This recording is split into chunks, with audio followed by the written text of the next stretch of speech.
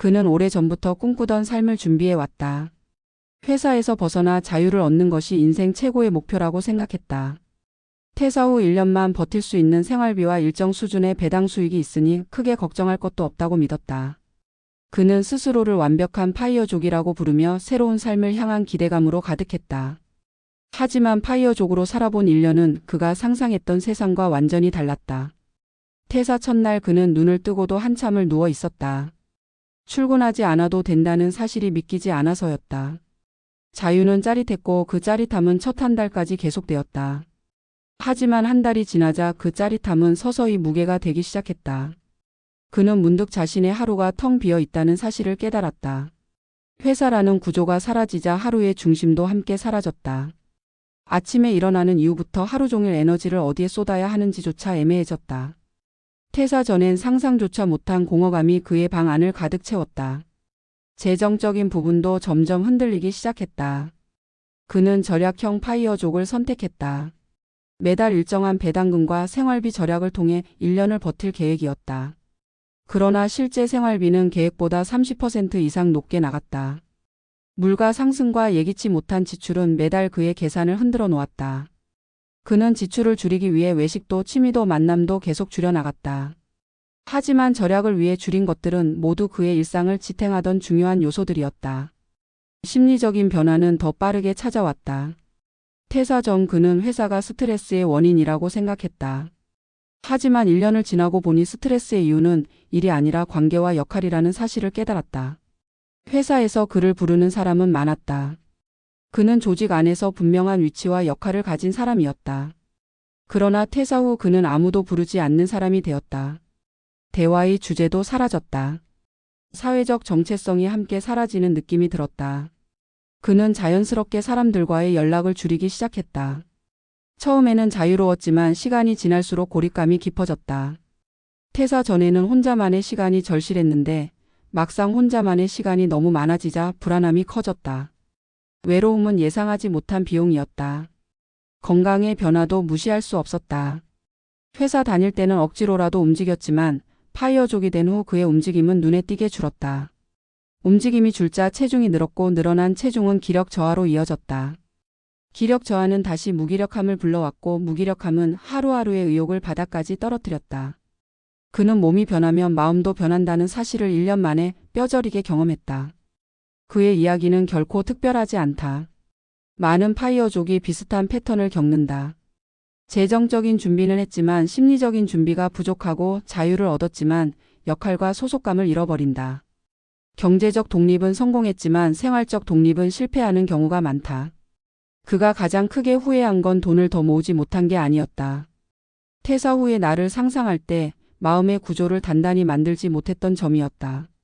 스스로의 하루를 운영할 능력이 준비되지 않은 상태에서 파이어족이 된 것이 문제였다. 그는 지금 말한다.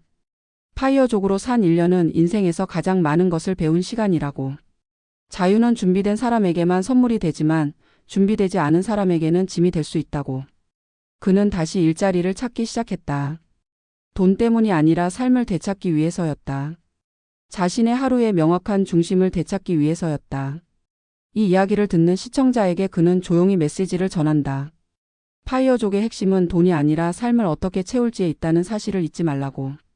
퇴사 후의 시간을 채울 목적과 역할이 없다면 자유는 오히려 무거운 공백이 될 수 있다고. 그리고 그 공백을 채우는 힘은 돈이 아니라 삶의 방향이라고. 그는 40대 중반에 회사를 떠나며 스스로를 자유인이라 선언했다. 출근과 보고와 회식으로 반복되는 일상에서 벗어나면 모든 문제가 해결될 것이라고 믿었다. 그가 상상한 것은 느긋하게 보내는 아침과 하고 싶은 일을 마음껏 할 수 있는 여유로움, 그리고 누적된 스트레스에서의 해방이었다. 그러나 파이어족으로 살아본 1년은 그의 예상과는 전혀 다른 방향으로 흘러갔다. 그는 자유가 곧 행복이 아니라는 사실을 처음으로 깨달았다. 퇴사 직후의 한 달은 분명 달콤했다. 아침 햇살이 창문으로 들어오는 순간에도 더 이상 출근을 걱정할 필요는 없었다. 시계를 보지 않아도 되고 메일을 확인하지 않아도 되고 상사의 기분을 살피지 않아도 되는 삶은 새로운 세상을 만난 것처럼 가뿐했다. 그러나 삶의 가장 큰 문제는 언제나 첫 한 달 이후에 찾아오는 법이었다. 그는 어떤 계획도 하지 않은 상태에서 맞이한 긴 시간을 마주하며 스스로 불안해지는 모습을 발견했다. 그 불안은 생각보다 빠르게 일상의 틈으로 스며들었다. 회사는 그에게 스트레스의 근원이기도 했지만 동시에 일정을 제공해주는 시스템이기도 했다. 출근 시간, 점심시간, 회의 시간, 퇴근 시간까지 모든 흐름이 일정한 규칙을 제공했다. 그는 그 규칙이 자신을 힘들게 한다고 믿었지만 막상 그 규칙이 사라지자 규칙 없는 하루가 더 큰 혼란을 가져왔다. 아무도 자신을 부르지 않는 하루는 처음엔 해방이었지만 점점 쓸모가 없는 사람이 되었다는 착각을 심어주기 시작했다.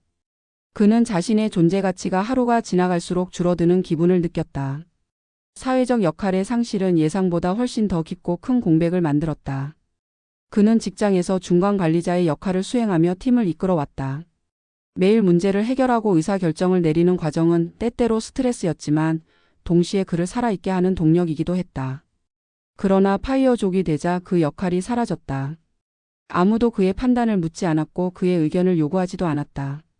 그는 어느새 사회에서 자신이 맡았던 역할이 자신을 지탱하는 정신적 기둥이었다는 사실을 뒤늦게 깨달았다. 재정적인 불안 역시 예상보다 빠르게 찾아왔다. 그는 생활비를 절약하는 방식으로 경제적 독립을 유지할 수 있다고 믿었다. 하지만 실제 지출은 그의 계획과 달랐다. 가끔의 외식, 예기치 못한 경조사, 갑작스러운 의료비, 그리고 오르는 물가가 예상보다 큰 부담으로 다가왔다. 절약을 위해 취미를 줄이고 만남을 줄이고 외출을 줄이는 과정에서 그는 점점 더 고립되는 자신을 느꼈다. 절약은 재정적으로는 도움이 되었지만 정신적으로는 그의 삶을 계속해서 빈약하게 만들었다. 심리적 문제는 재정보다 더 크게 삶을 흔들었다. 하버드 의대와 여러 심리학 연구에서 밝혀진 것처럼 사람은 역할과 관계가 사라질 때 가장 큰 스트레스를 경험한다. 그는 바로 그 지점에 서 있었다. 자유롭지만 외롭고 시간은 많지만 에너지는 없고 돈은 조심스럽게 쓰지만 마음은 점점 닫혀갔다. 그는 일상이라는 구조가 사라질 때 어떤 일이 벌어지는지 몸으로 경험하고 있었다. 건강의 변화는 더 뚜렷했다. 직장 생활이 그에게 운동을 시키고 있었다는 사실을 깨닫는 데에는 오래 걸리지 않았다. 출근길의 계단, 점심 식사 후에 간단한 산책, 동료들과의 외근은 의식하지 않아도 되는 움직임이었다. 그러나 파이어족이 된 후 그의 하루는 대부분 앉아있는 시간으로 채워졌다. 움직임이 줄어들자 체중이 늘었고 체중이 늘자 피로감이 높아졌다.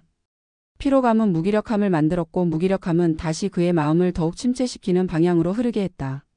그는 몸이 달라지면 마음도 달라진다는 사실을 단순한 말이 아닌 현실로 받아들이게 되었다. 파이어족의 삶에서 의외로 많은 이들이 겪는 또 하나의 문제는 관계의 변화다. 그가 직장에 있을 때는 동료, 후배, 고객 등 다양한 사람들이 그의 주변을 채웠다. 그러나 직장을 떠나자 연락은 생각보다 빨리 끊어졌다.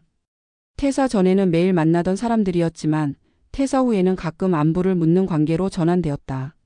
그는 그 변화가 서운함으로 시작해 점점 외로움으로 변해가는 것을 느꼈다. 특히 사람과의 관계가 자연스러운 찰나의 순간에서 만들어진다는 사실을 뒤늦게 깨달았다. 일상의 대화가 사라지자 그의 하루는 놀라울 만큼 조용해졌다.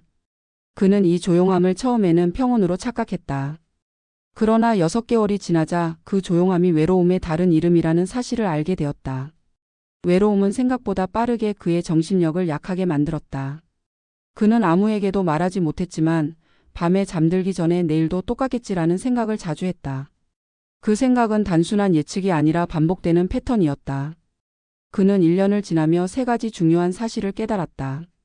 첫째, 파이어족에게 가장 중요한 것은 돈이 아니라 구조라는 점이다. 돈이 아무리 충분해도 하루의 중심을 잡는 구조가 없으면 삶은 금방 흔들린다. 둘째, 자유는 계획된 사람에게만 기회가 된다는 점이다. 막연히 자유를 얻는 것이 아니라 자유 이후의 삶을 구성할 수 있는 능력이 필요하다. 셋째, 행복은 환경이 아니라 역할에서 온다는 점이다. 사람은 누군가에게 필요한 존재일 때 가장 안정감을 느끼고 역할이 사라질 때 가장 크게 흔들린다. 파이어족으로 살기 위해서는 돈보다 먼저 자신만의 역할을 다시 만들어야 한다. 그 역할은 반드시 직업일 필요는 없다. 누군가를 돕는 일일 수도 있고 배움을 이어가는 것일 수도 있고 자신만의 프로젝트를 운영하는 일일 수도 있다. 중요한 것은 그 역할이 하루의 방향을 잡아준다는 것이다. 그는 지금 다시 일하는 길을 선택했다. 일이 그를 다시 자유롭게 만들 것이라고 믿기 때문이다. 그는 퇴사 후 가장 무너진 순간을 돌아보며 이제야 진짜 의미의 경제적 독립이 무엇인지 이해했다고 말한다. 경제적 독립은 돈이 아니라 삶을 주도하는 힘에서 시작된다는 사실을 깨달은 것이다. 그의 이야기는 파이어족을 꿈꾸는 많은 사람들에게 하나의 질문을 던진다. 돈을 모으는 준비는 충분한가 보다 더 중요한 질문, 그 이후의 삶을 어떻게 채울 준비는 되어 있는가라는 질문이다. 이 질문에 답하지 못한 사람에게 파이어족의 삶은 자유가 아니라 공백이 될 가능성이 높다. 마지막으로 그는 이렇게 말한다. 파이어족의 성공은 탈출이 아니라 재구성에서 시작된다고. 회사를 떠나는 것이 끝이 아니라 새로운 삶을 다시 설계하는 출발점이라고. 그리고 그 설계에 실패한다면 자유는 기쁨이 아니라 무너짐이 될 수 있다고. 우리가 진짜 준비해야 하는 것은 은퇴가 아니라 은퇴 후의 나라는 사실을 잊지 말아야 한다고. 이 칼럼을 읽는 사람들에게 그는 조용히 한 메시지를 남긴다. 삶의 방향은 환경이 아니라 선택에서 시작된다는 것. 그리고 그 선택의 가치는 자유가 아니라 책임에서 완성된다는 것이다. 파이어족이든 은퇴든 결국 중요한 것은 돈이 아니라 나를 지켜주는 삶의 구조라는 사실을 기억해야 한다.